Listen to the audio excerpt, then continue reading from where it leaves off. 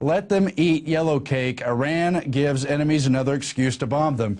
And of course, in the primary sense, it's more saber-rattling as the war is made to look imminent, as we're told in the media from all sides that the war is going to happen, as ships and troops are all moved in to surround the area. Now, Kurt Nimmo's got the report. Iran has provided the U.S. and Israel with another excuse to attack. The country has announced it will now produce yellowcake. The head of the Atomic Energy Organization of Iran, Faridun Abbasam, you can tell my Arabic and Persian is not too good, said on Wednesday Iran has installed a new generation of centrifuges at the Natanz facility. Now, of course, yellowcake was used in the propaganda in the buildup to the Iraq war. It'll probably be used now for the Iran war, even though the countries are only one letter apart. Supposedly, the general public's not even going to notice that they're using the same reasons again. But even if you just want to stay on the surface of this issue, you can't build up dictators, play chess with them, and then get upset when they turn out to not be your friends in the end. You don't trust dictators in the first place. We shouldn't be putting them in and trying to do all these Arab Spring things for decades and decades. Now, of course, it's a fact that Donald Rumsfeld met with Saddam Hussein back in the 80s when Iraq was at war with Iran, and we wanted to support that war and make sure they killed at least 1 million people. And so Rumsfeld sold him WMDs and chemical weapons and all that stuff, and later it kind of became a problem. Well, maybe it's a problem with Iran too, because when the Shah was in power, we were helping him build nuclear reactors, and now it's somehow not acceptable. Well, you got to factor that into your strategy, that your friends and allies are going to get kicked out of power or they're going to go bad on you. It's just absurd. You know, it's gallows humor because I hope this war doesn't happen. But of course, this war is spiraling into a regional, at least, war, and quite possibly the third overt world war, as Syrian opposition seeks to wipe the Assad name off the map via Google. Now, we know these tech companies have given a great deal of support to the whole Arab Spring and all the Western-backed intervention in that Middle East region, and here's just sort of more evidence of it. They're taking the Assad name off of the map, just as places like the Czech Republic did on the streets, removing their signs during the Velvet Revolution, so Russia would become disoriented back in the low-tech days and not be able to find their way around. Well, I guess this is not really like that. It's kind of more of a propaganda thing to let Assad know that he's been surrounded and that the technology giants are backing the regime change and pushing us into war. But the reports in the Washington Post, anti-government activists in recent weeks have used a Google crowdsourcing program, MapMaker, to rename key streets, bridges, and boulevards after the revolutionary heroes, according to oppositional figures in the Syrian government. The idea, activists say, has been to expunge the vestiges of the Assad family's 40-year rule and to commemorate protesters who've fallen over the course of the 11-month-old uprising, and to make sure that al-Qaeda is used to bring the country down and make sure that al-Qaeda is always our ally when we pretend they're our enemy to the American public. And of course, I'm ranting, and it's not like I'm saying Assad is good. I really don't like dictatorships as a form of government. But this is about Syria being a domino, specifically a domino to topple another domino, and on and on. That's what this is about. It doesn't have anything to do with the issues of Syria or what its people actually want.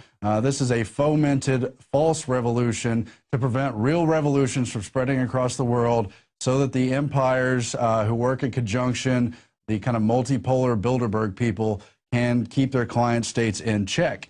And there are other ways of keeping clients in check. One of them is the World Bank. It's a twin organization, of course, of the IMF.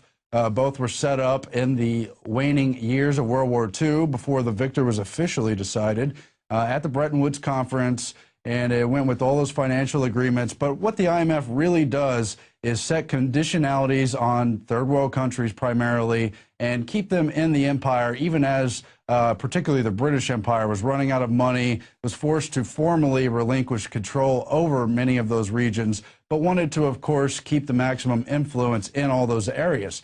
The IMF and the World Bank were a great vehicle to make that happen because they could give loans to those countries, knowing the countries could never pay them back, and meanwhile impose their dream police state provisions on the countries: low wages, factory slave work, super globalization policies, infrastructure takeover, and of course privatization of all the resources for the corporate interests around the world who are hooked up with the larger system. Now, with that said, World Bank President Robert Zoellick, appointed in the final years of President Bush, is planning to step down in June. And there's a toss-up between if Hillary Clinton might take the post, or if Larry Summers might take the post, or if it would be some other tool puppet who's going to help to impose harsh things on various parts of the world. Of course, now the IMF and World Bank are being used in Europe. I'm sure it'll come to America in due time. But who is better? Hillary Clinton as Secretary of State, head of the State Department, committed since 1974 to Henry Kissinger's depopulating the third world as the greatest #1 strategy through the guise of food aid, food as a weapon, or pushing vaccines on countries. She's great at that, so she would be very good at the World Bank. They also like to push vaccines and use that kind of thing as a conditionality for aid, all the micro-lending schemes they do. On the other hand, Larry Summers is very good at screwing people over, using fraudulent economic systems to induce people into greater poverty and debt. And he really played a large role, not only in dismantling Glass-Steagall, but in all the other things he did in the Clinton administration and the years after to trigger our current economic collapse. So he really would be great at the World Bank also, but I can't decide which evil puppet would be better. That is until I did some more digging on Larry Summers, and I think I've got to go with him because he was already at the World Bank as the chief economist in 1991. Well, that was the Bush years, wasn't it? The first Bush. And he has a little scandal, which I think is kind of nice. This would be good for the third world. Now, I'm being sarcastic. He has responded to the controversy over this memo after it leaked, saying it was sarcastic. It's really very nasty and really reveals the globalist mindset, how much they hate humanity, hate the third world, and want to use their corporate takeover model to really kill off a lot of people, too. Now, this is known as the Summers Memo. You can look it up on Wikipedia and other entities. It was disseminated in 1991. Larry Summers signed it along with Lant Pritchett. Lant Pritchett is allegedly the guy who wrote it. Anyway, it reads, "Dirty industries, just between you and me, shouldn't the World Bank be encouraging more migration of dirty industries to the least developed countries? I could think of 3 reasons. The first, the measurement of cost of health-impairing pollution depends on the foregone earnings from increased morbidity and mortality." You mean how they get everyone sick with cancer and then milk the medical treatment money out of people in the West? Well, he says that strategy is not really good for the developing world. And so Larry Summers and his buddy Lant Pritchett get more into this whole sarcastic philosophy of how you can't poison them long-term in the developing parts of the world. You have to kind of pollute them quickly. Now, he talks about point number 2, the cost of pollution are likely to be nonlinear, as the initial increments of pollution probably have a very low cost. He's always thought that the underpopulated countries in Africa are vastly underpolluted. In all caps, the air quality is probably vastly inefficiently low compared with Los Angeles and Mexico City. So they should put more toxic pollution in these countries. And he gets to the fact that it would be hard to trade more into this point of how, in number 3, when they have a mortality rate under age of 5 at 200 per thousand, it's kind of hard to milk money on things like prostate cancer out of them. It's better to pollute them more in the short term.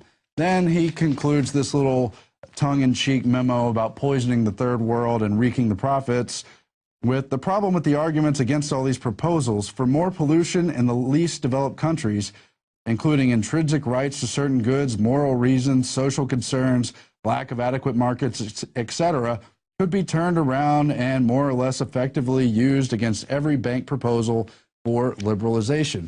And yeah, that form of trade liberalization is very predatory. It's not good for the actual people of these least developed countries. It's only really good for the predator class that wants to totally exploit those countries while keeping them under the larger wing of the empire. And of course, a lot of these very predatory dynamics are outlined in John Perkins' book, Confessions of an Economic Hitman. You can also pretty much understand it by watching documentaries like Life Plus Debt, about how the IMF was used to further destroy Jamaica and really put it into just completely unsustainable debt as they preach to the world about sustainable environments, sustainable economies. Anyway, so in a sketchy sort of manner, I say we do nominate Larry Summers for World Bank president, because he did such a good job as economic chief there and really showed his love for the third world and the people there. Now, in sort of related news, because Larry Summers is on Obama's Economic Council, Obama on failed promise to cut deficit in half. Recession turned out to be a lot deeper. Oh, he didn't know. He thought things were going to improve, but it turns out they're not really going to improve. Well, we're not there, because this recession turned out to be a lot deeper than any of us realized. Obama said about his inability to cut the deficit in half in an interview. And, well, didn't they tell him his job is just to distract everyone while they, successfully complete the total implosion and consolidation of wealth operation, the greatest transfer of wealth in all of history, the looting of the middle class, the squeezing of the middle class, the further deprecating of the poverty class, the increase of the gap between the super wealthy and everyone else. Yeah, good job, Obama. Just keep telling them it's going to be all right, and don't look at the man behind the curtain, whatever you do. And, of course, a lot of people have wondered how truth could have ever been aired in the first place on a mainstream, M-E-M-E, regurgitated propaganda media channel like Fox News. Well, now we sort of have our answer, as Napolitano's show has been canceled. Judge Napolitano, so long, America, only truthful mainstream news show ends. Napolitano signs off from Freedom Watch with the promise to keep defending freedom whenever I can. And of course, you heard about this in the days past, but he's ended his final episode with a promise to keep fighting for freedom and a reminder that even the revolutionary battle was not won easily. There was never a majority. It was always that tireless minority that John Adams talked about. He said, the judge closed the last edition of Freedom Watch in the same way he normally does, with a message regarding adherence to the vision of the Founding Fathers and the hard-fought liberties protected by the Bill of Rights and the Constitution. Napolitano flagged up the fact that only a third of Americans supported the revolution and another third expressed no interest in the matter. Now it's 90%, but we got to make do with what we can. In a clear message to his critics, the judge noted the Founding Fathers risked their lives, their fortunes, and their sacred honor, but they were not saints, and originally their cause was not popular. And freedom is popular in the hearts of men and women today. People are learning and rediscovering liberty. Judge Napolitano did play a part in that. We shouldn't give up. We've had so many victories already. We've got to realize that, but we've got to use the power of the internet and the other new media techniques while they're still at our hands to make sure that message is heard by everyone, whether they ignore it, whether they curse it and laugh at it and scoff at it, or whether they take heed and start taking action like so many of our viewers have done. We are going to win this battle, and Napolitano will keep doing his part, but the part on Fox News apparently is coming to an end. Another alarming item, prepper declared mentally defective, put on FBI list. Now, this is David Sardi. You may have seen him if you're in the TV watching culture. I no longer am. On Doomsday Prepper, the popular National Geographic show. And he went into the doctor. He's a very large guy, may have had a lot of heart problems. I've heard about him having breathing problems. And it says, when Sardi refused to have tubes inserted, Olivier, his doctor, insinuated that he would be suicidal and insisted on Sardi going to the emergency room. Sardi refused and left the hospital, but within 15 minutes of arriving at his home, police arrived at his house and forcibly took him to the emergency room.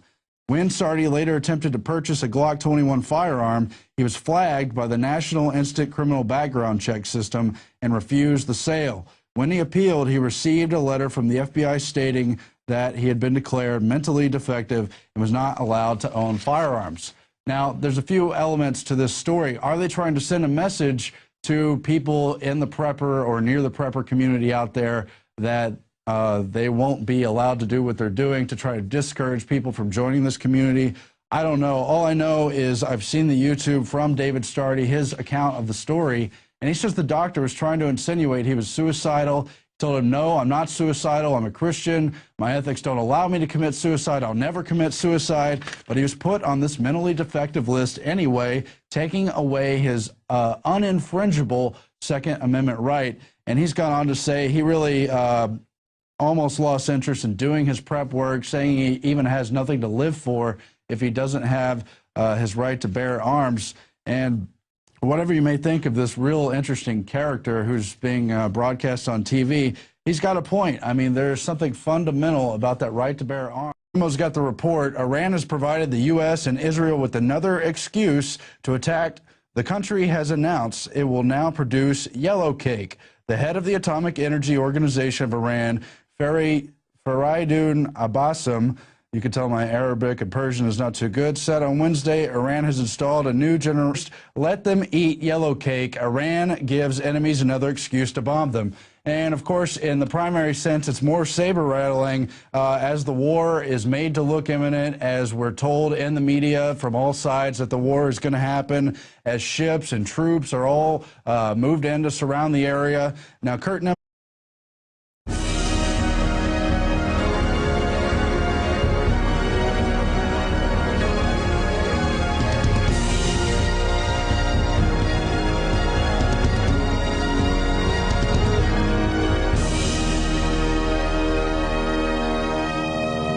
just want to stay on the surface of this issue. You can't build up dictators, play chess with them, and then get upset when they turn out to not be your friends in the end.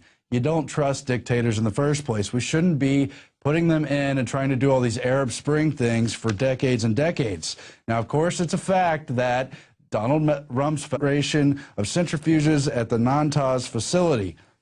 Now, of course, yellowcake was used in the propaganda in the buildup to the Iraq war. It'll probably be used now for the Iran war, even though the countries are only one letter apart. Supposedly, the general public's not even going to notice that they're using the same reasons again. But even if you